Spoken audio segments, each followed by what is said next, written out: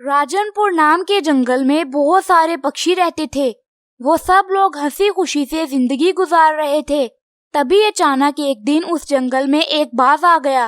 वो बाज जब भी किसी पक्षी के बच्चे को अकेला बैठा देखता तो उसे उठाकर ले जाता और उसे खा जाता। जंगल के सभी पक्षी उस बाज से बहुत परेशान थे। अरे भाइयों, अब हम क्या करें? पता नहीं ये दुष्ट बाज कहाँ से आ गया है। इसने तो हमारा जीना हराम कर दिया है। अब तो हमारे बच्चे कहीं पर खेल भी नहीं सकते। अरे हाँ कबूतर भैया, आप सच कहते हैं। जब से वो बाज इस जंगल में आया है उस वक्त से हम सबकी जान को खतरा है। हमें कुछ सोचना ही होगा।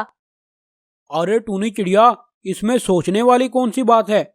हम सब लोग जानते तो हैं कि जैसे ही हम बाहर निकलेंगे तो वो बाज हमें खा जाएगा। तो इसका तो सिर्फ एक ही उपाय है कि हम लोग अपने अपने घरों में ही बैठे रहें और बाहर ना निकलें। हाँ कव्वे भैया, आपने बिल्कुल सही कहा। मैं भी यही सोच रही थी कि अब हम लोग जंगल में नहीं घूमा करेंगे बल्कि अपने अपने घरों में ही रहा करेंगे। तभी सब पक्षी अपने अपने घरों की तरफ चले जाते हैं।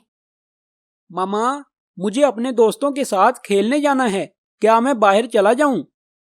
अरे नहीं नहीं बेटा, क्या तुम्हें नहीं पता कि हमारे जंगल में एक दुष्ट बाज आया हुआ है, इसलिए तुम घर से बाहर नहीं जा सकते।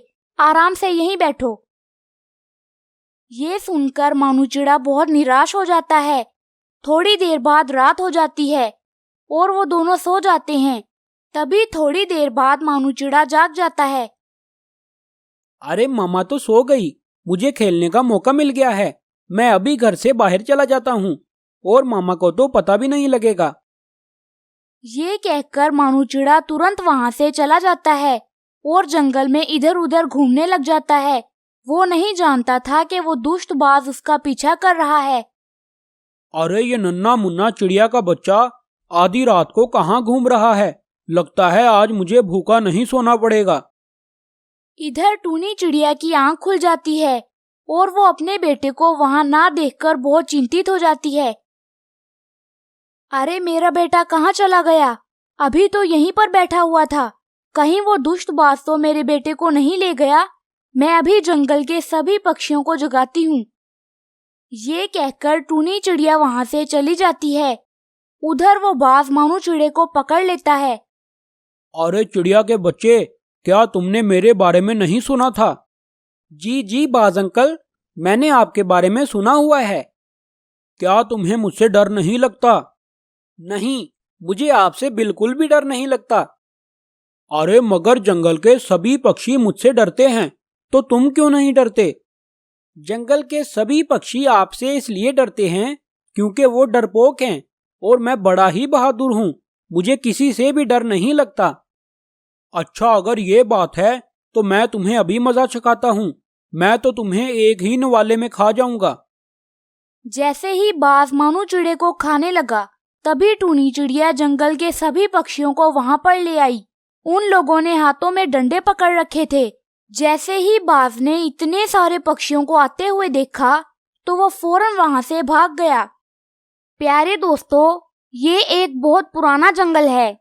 इस जंगल में बहुत सारे पक्षी रहते थे। कुछ दिन पहले ही इस जंगल में एक चील आ गई थी जो रोज किसी न किसी पक्षी का शिकार करके उसको खा जाती। जंगल के तमाम पक्षी उसको लेकर बहुत चिंतित थे। मेरे प्यारे जंगलवासियों, हम उस चील का क्या करें? वो चील तो रोज किसी न किसी पक्षी को मार देती है। अगर इसी तरह चलता रहा तो जंगल के तमाम पक्षी खत्म हो जाएंगे। अरे हाँ कबूतर भैया, आप बिल्कुल ठीक कहते हो। हमें उस चील का कुछ करना पड़ेगा। अरे टूनी चिड़िया, भला हम उस चील का क्या कर सकते हैं? उसका साइज देखो और हमारा साइज देखो, वो तो हमें मिनटों में मार देगी। अरे हाँ, कालू कौवा बिल्कुल ठीक कहता है। हम उस चील का मुकाबला नहीं कर सकते, बल्कि हमें छुप कर रहना होगा। उसके बाद तमाम पक्षी अपने अपने घरों को चले जाते हैं। अरे मुझे तो जंगल से भोजन लेने जाना है, लेकिन मैं भोजन लेने जाऊं तो जाऊं कैसे? वो चील मेरी मीनू चिड़िया को मार देगी। अरे मीनू चिड़िया, तुम जल्दी से मेरे साथ चलो, मैं तुम्हें कहीं छुपा देती हूँ। इसके बाद भोजन लेने चली जाऊंगी। उसके बाद टूनी चिड़िया मीनू चिड़िया को एक पेड़ के अंदर छुपा देती है। देखो मीनू बेटी, कुछ भी हो जाए तुम इस पेड़ से बाहर मत निकलना। अगर तुम इस पेड़ से बाहर निकली तो वो चील तुम्हें मार देगी। उसके बाद टूनी चिड़िया जंगल से भोजन तलाश करने चली जाती है। टूनी चिड़िया के जाते ही मीनू चिड़िया को एक सेब नजर आता है और वो फौरन सेब को खाने के लिए बाहर निकल आती है। तभी वहां पर वो चील आ जाती है। अरे वाह, मेरा शिकार मेरे ही सामने, आज तो मजा ही आ गया, इतनी आसानी से शिकार मिल गया।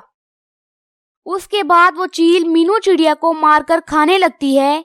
तभी वहां पर अचानक टूनी चिड़िया आ जाती है। अरे वाह, इस नन्ही सी चिड़िया को खाकर तो मेरा कुछ नहीं हुआ, अब मैं तुम्हें खाऊंगी। देखो चील बहन, तुम सारा दिन कितनी मेहनत से शिकार ढूंढती हो, उसके बाद जाकर तुम्हें कुछ खाने को मिलता है। आज से मैं रोजाना तुम्हारे पास एक पक्षी भेजा करूंगी और तुम उसको खाकर अपना पेट भर लेना। इस तरह तुम्हें मेहनत नहीं करनी पड़ेगी। अरे वाह नन्ही चिड़िया, तुमने क्या उपाय दिया है। तुम रोजाना मेरे पास एक पक्षी भेज दिया करना, वरना मैं तुम्हें जिंदा नहीं छोड़ूंगी। ठीक है चील बहन, आप चिंता ना करें, आपको रोजाना एक पक्षी मिल जाया करेगा। उस दिन के बाद से रोज एक पक्षी खुद उस चील के पास जाता और वो चील आराम से उसको खा लेती। कुछ दिनों बाद टूनी चिड़िया खुद उस चील के पास गई। अरे वाह, देखो तो आज कौन आया है। आज मुझे इतनी बुद्धिमान चिड़िया खाने को मिलेगी। पहले तो कभी मुझे कौवा मिलता है या कबूतर, वो सब खाकर मैं तंग आ गई हूँ। अरे चील बहन, मैं तो तुम्हें ये बताने आई हूँ कि हमारे जंगल में एक और चील आ गई है और वो जंगल के तमाम पक्षियों का शिकार कर रही है। अगर इसी तरह चलता रहा तो तुम्हारे लिए खाने को कुछ भी नहीं बचेगा। क्या कहा? मेरे जंगल में एक और चील? कहाँ है वो चील? मुझे उसके पास ले चलो, मैं उसको छोड़ूंगी नहीं। अरे हाँ, वो चील भी यही कहती है कि वो आपको छोड़ेगी नहीं। तुम मुझे उस चील के पास ले चलो, ज्यादा देरी ना करो। उसके बाद टूनी चिड़िया उस चील को लेकर एक कुएं के पास आ जाती है। उस कुएं के पानी के अंदर चील को अपनी तस्वीर नजर आती है। अरे चील बहन, यही है वो चील जो तुम्हें मारने की धमकी दे रही थी, जल्दी से इसे मार दो। अरे हाँ, ये तो बिल्कुल मेरी तरह दिखती है और मेरी नकल भी कर रही है, मैं इसको छोड़ूंगी नहीं। ये कहते ही चील ने कुएं में छलांग लगा दी और वो पानी में डूबकर मर गई। तो प्यारे दोस्तों, इस कहानी से हमें ये सबक मिलता है कि बुरे काम का बुरा नतीजा ही होता है।